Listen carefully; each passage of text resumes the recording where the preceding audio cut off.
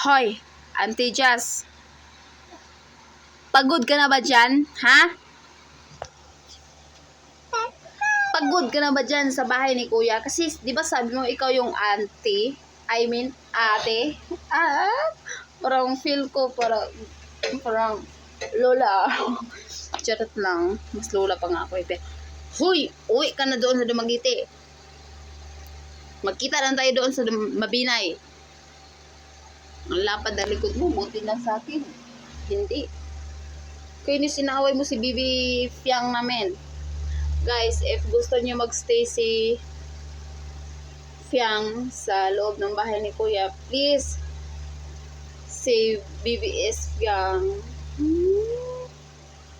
Noong una, lahat ng episode ata ng PBB, ngayon lang ako interesado dahil kay Fiang, guys. So, let's save all the posts.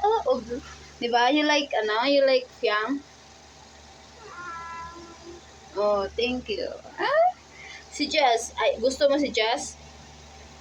Gusto mo? Ha? Gusto mo si Auntie Jess natin? No? Gusto mo si Auntie Jess? Ha? Ano? Putulan natin ng liig si Auntie Jess ni mo? Ha? Hoy, Auntie Jess. Puputulan ka daw.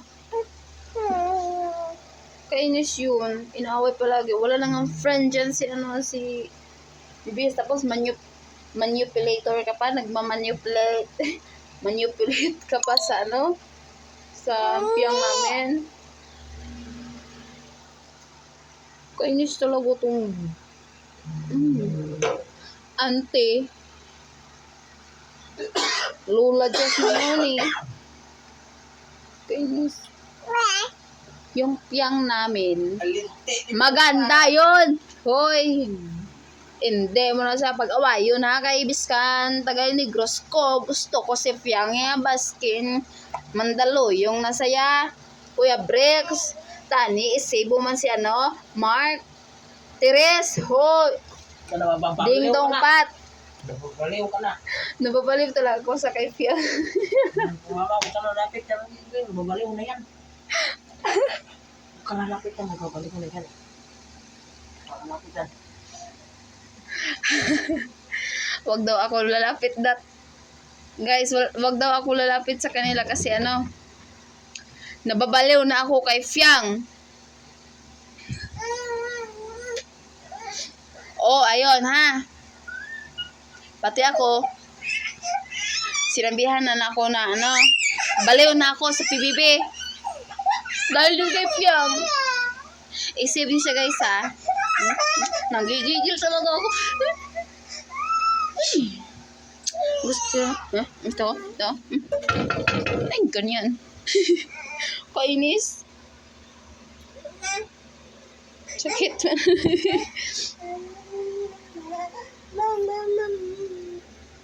Gusto mo si Jazz?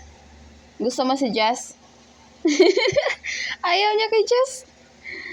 Ayaw mo kay Jazz? Ayaw mo kay Jazz? Ayaw.